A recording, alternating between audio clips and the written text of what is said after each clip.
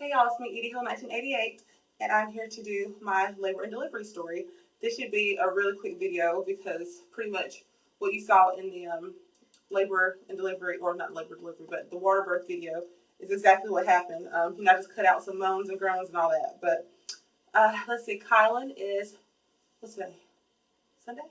So Kylan is 4 days old today, and I'm already going to clear this up. I've already asked, how to pronounce his name, and where we came up with it. So I guess it's kind of like a backstory / labor and delivery. His name is pronounced Kylan, just Kylan. I guess a lot of people thought it was like Kylan or something. I guess because it looked like Dylan, but it's pronounced Kylan. And so that's his first name, Kylan, and Kylan was going to be the unisex name. Whether we had a boy or girl, it was going to be Kylan. So his name is Kylan, his first name, and then his middle name is Monroe, and Monroe is actually John's middle name. So that's where we came up with Kylan Monroe. So it would have been Kylan Monroe, whether it was a boy or a girl. And people asked about the other name that we had picked out, and I'm not going to tell that just in case we do decide to have a fourth child. Then we may wait to announce the name again or whatever. Not that I'm even thinking about a fourth child, but just in case.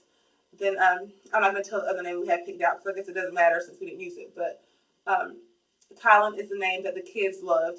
So, and even when I would entertain the idea of the other name, they would just call him Kylan anyway. So anyway, his name is pronounced Kylan Monroe, and so that's that. And so like I said, he's now 4 days old, and I feel like my hair's sticking up, y'all. But anyway, he's 4 days old, and let's see, I don't know where to start. I guess that Tuesday, because I had him on a Wednesday morning, so that Tuesday is when the birth center decided to call, and well, not the birth center, but the birth center contracts to a hospital. So the hospital called and scheduled an ultrasound for the following Friday, or in 3 days or so, because once you hit 41 weeks when you use the birth center, then they like to schedule an ultrasound to check your fluid levels and all that. So that was fine. I went ahead and scheduled my ultrasound. I was pretty sure that I would make it to my the 41-week ultrasound. Obviously, I didn't know.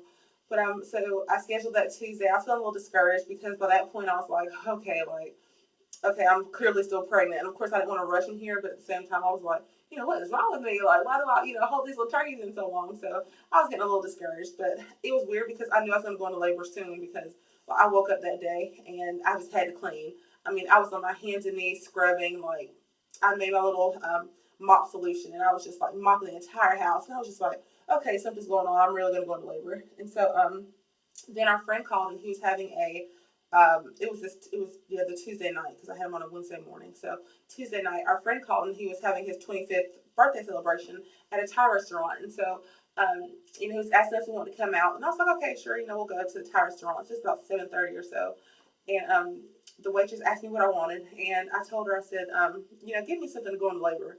And she was like, are you sure? And so I was like, yeah. And so I don't eat spicy food. Like, I've never been a spicy food person. Like, even Texas Pete is too much for me. So, I don't do hot sauce or spicy anything. So, but she gave me, I ordered, this shrimp fried rice, and he's in here. I'm going to show him to you if he wakes up.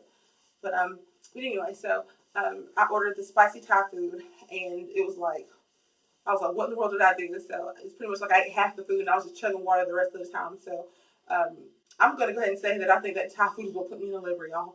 But anyway, so I ate the Thai food, came home. I was feeling okay. I had a couple contractions, at the restaurant, but they weren't anything hardcore. I was just like, oh, yeah, whatever, I'm contracting.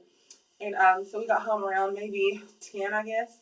And, the kids had already been asleep. So got the kids in bed, and, we did the do. And I think John knew something was up because he kept bugging me. And I was like, okay, we'll go ahead and do it. So we did the do. And then, I went to sleep. And I woke up at 1:58. And I was like, I gotta use the bathroom. Like, it's weird. So, I was like, I really gotta pee. Like, I never wake up in the middle of the night like, oh, I gotta pee. But it was just, I woke up at 1 o'clock. And the first thing I thought was, oh my God, I really gotta use the bathroom. And so I rushed to the bathroom and, peed. And I got a contraction, before I even finished peeing. And I was like, that is not a contraction. No way. So it was like a weird sensation. It's not like the old regular, oh, I've got the pee sensation. It was like the pee coupled with contractions. So I was like, what in the world is this? So I waited for it to subside, and then I was like, okay, I'm gonna get up and wash my hands. So I washed my hands. I got another one not even 3 minutes later, and I was like, oh, okay, I might be in labor. And then I got another one in another 4 minutes. That's when I took my phone out. I started timing, and I got another one in 4 minutes. And I called my mom and told her I was in labor. And she was like, okay, I'm on my way, because she lives 2.5 hours away. And then I woke John up and I told him to get the birth ball. And like he's just like, I don't know if he thought I was in labor, if he was just groggy and just out of it, because he went and got the birth ball and went right back to sleep. And I was like, okay, really? So I was bouncing on the birth ball, and then like another 4 minutes later, I got another contraction. And I called the birth photographer. And like it was weird because like the last person I called was the midwife, and that should have been the first. But anyway, I called the birth photographer. She was like, oh, okay, I've been up editing all night, and I felt so bad because my birth photographer is actually pregnant. So she didn't get any rest. I guess she was editing from another birth, and so I called her, and she was saying, she'd be on her way to the birth center. And then I called the birth center last, so it was like maybe after 3 contractions is when I called them, and she was asking how far apart they were, and I told her, and she's like, yeah, I might want to get here. So we still didn't head out for another 45 to 50 minutes because I was doing the last minute stuff, like in between contractions I was having to drop down on my hands and knees and all that kind of stuff, and then resume once it was over. So it took us a while to get out the door, and John was just moving so slow. But anyway, so we drove the 45 minutes to the birth center. When I got to the birth center, I was already 7 centimeters with a bulging bag of water. So all the scenes that y'all saw of me, like on the bed and everything, I was like 7+ centimeters. When I got there, like I said, I was pretty much 7, and my water was just bulging. And so I had to get the antibiotic because I'm group B seropositive. And like I knew that the reason the baby didn't come super quick, I mean the baby still came really fast, but my water was just sitting there. I could just feel it just sitting there. And so I was like, please just break my water for me. Oh my God, there's so much pressure. And she's like, no, we can't do that because you get your antibiotic. And so she checked me again, and I knew I was fully dilated, and she told me I wasn't. I was like, there's no way I'm not fully dilated. But she wanted me to get antibiotic in time. So basically, she would tell me, oh, you got a little bit of cervix left. And I'm like, yeah, right. So basically, they administered the antibiotic in the first round. I never got the second round. And that's why we had to stay for 12 hours instead of 6. We had to stay twice as long to monitor him and all that kind of stuff. But I got the first round of antibiotics. And then I asked her, I was like, please just break my water. Oh, my God.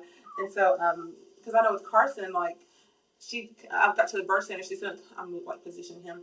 But I got to the birth center, and she said it didn't come for a while because my water was just sitting there, and I was already like 9 centimeters with Carson, so I knew that it'd be, that'd be the case again with him. So she brought my water, and I think I've got that on video. I think that's included. You probably can't see it because like the environment was really quiet and like just really quiet, really mellow, really dark, which is what I wanted for my labor and delivery. So. But she brought my water on the bed, and I think I was saying, oh, so much pressure or something. I can't remember, but that should be in the labor and delivery or in the birth video. And so then she brought my water, and after that, it was on. Like, I think I got on my hands and knees maybe one more time, and then after that, I used the restroom and got in the water. And let's see, I labored in the water for a little bit, like pretty much what y'all saw. Like, it was like a what you see is what you get type thing. And I got in the water, and I pooed. So when somebody's asking, like, what was she scooping out? I didn't poo in the bed like I normally do. I pooed in the water. And y'all, that was the nastiest thing in the world. So a lot of people were asking me, why were they refilling the tub? It was because they had to clean the tub out. I didn't have to get out because there was like pretty much like a seat in the birthing tub. So they were able to clean up around me, which was good because there was no way I could even get out of the tub fully dilated. So when you see her like scooping, like after I think a scene, it cuts to another scene. Like basically, I pooed. It wasn't like a ton of poo, I don't think, but it was like enough for them to scoop out and have to redo the water. So they basically cleaned up the tub and everything, and so that's what they were scooping out. People were asking what were they scooping out. I know another person asked me when he was crowning, like what was that came out. I'm like baby goo, like a lot of fluids, bodily fluids come out when you give birth. So that's what that was. It's probably just blood and all that nastiness that comes out. But anyway, so. Basically, he was born pretty much in the water, like maybe 20 minutes after I got in. Not even 20, 25 minutes, maybe. I think that's what John said. I can't remember, y'all. As y'all can tell, I was delirious.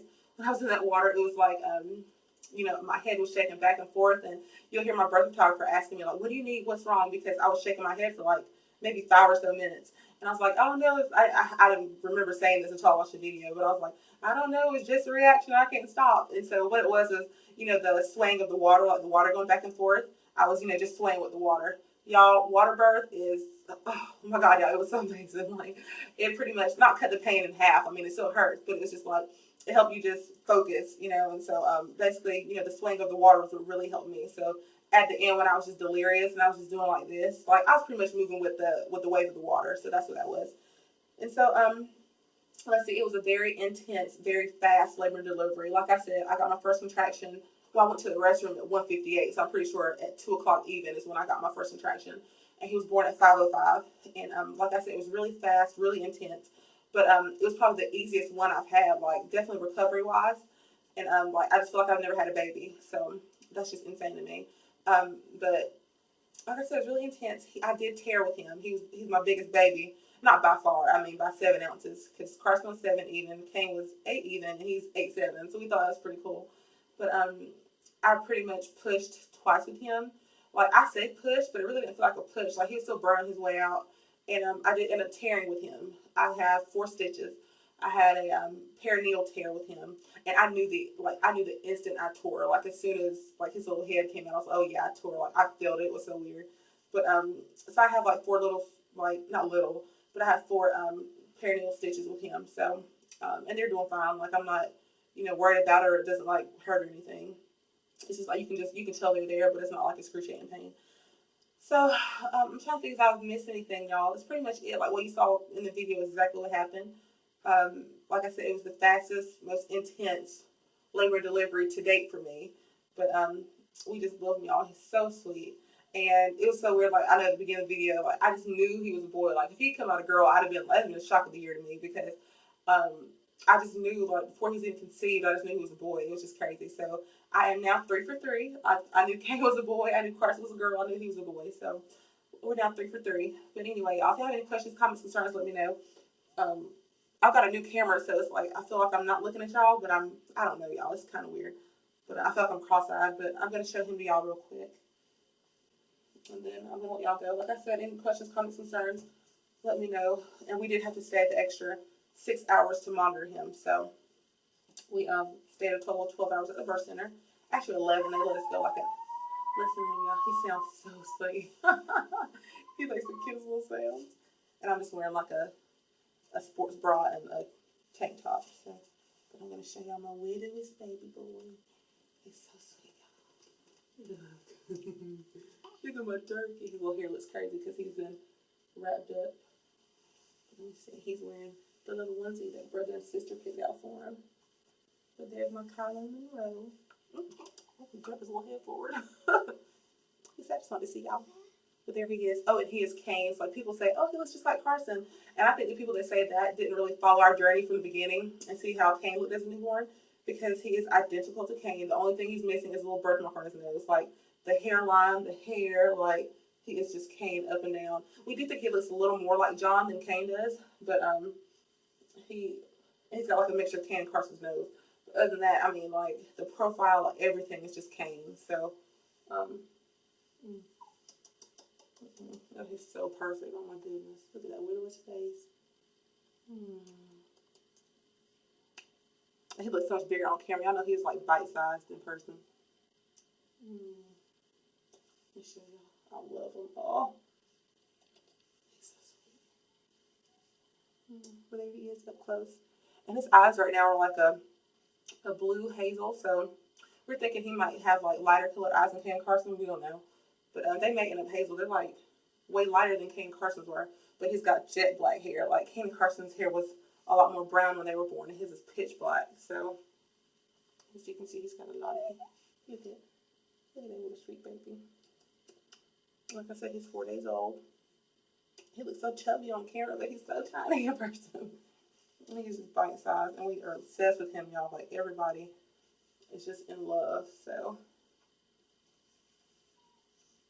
he nurses great. I guess it's like a little update. He nurses very well. He's not a great sleeper, but I guess I was comparing him to Carson. Like Carson just slept through the night, and she was really easy. With him, he maybe wakes up 3 times at night to nurse. I used to have to wake Carson up to nurse her, so that's why I'm like, oh, he doesn't sleep through the night. But I guess technically only getting it 3 times is pretty much sleeping through the night at this point. But he's so bite-sized and little, y'all.